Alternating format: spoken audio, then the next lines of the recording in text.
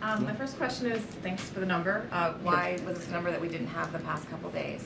Yep. And then this modeling is based off of, you said 75% of people taking advantage of the program. If 75% of people, if 25% of people aren't taking advantage of the program, do you consider that a flaw in the program? Would you consider the program a success of that number? If you can talk us through this. Sure.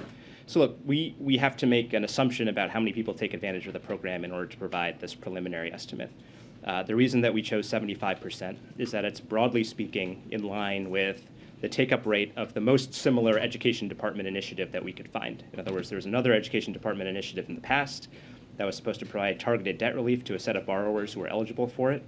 And roughly 75% of the borrowers in that particular program took advantage of it.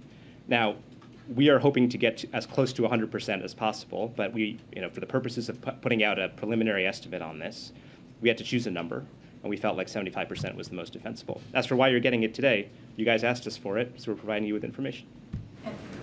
Good.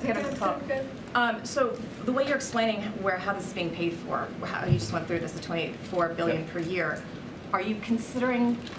There was a bit of we're trying to get. Are you still considering this self-paid for, right? Because mitigation and compensating it in other ways are not necessarily having internal pays for this bill. So are you still phrasing this as it pays for itself, or are you phrasing it in a different way?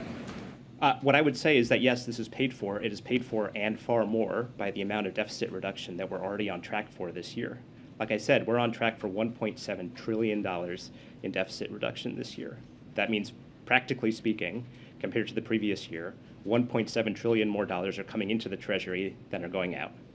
And we're using a portion of that, a very small portion of it, to provide relief to middle-class families consistent with the president's plan. So yes, we consider it fully paid for.